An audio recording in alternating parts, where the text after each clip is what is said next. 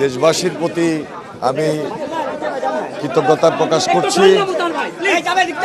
অনেক কঠিন দায়িত্ব, বড় দায়িত্ব,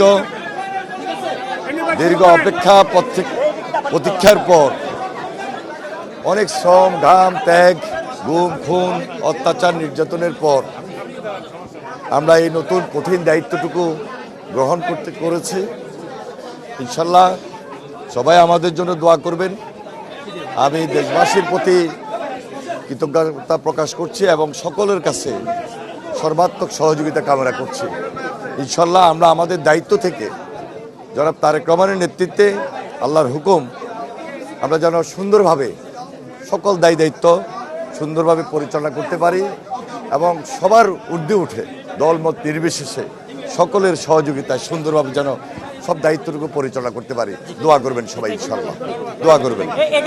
অজস্র অজস্র ধন্যবাদ সবাই। ঢালাইয়ের সেরা প্রিমিয়ার সিমেন্ট।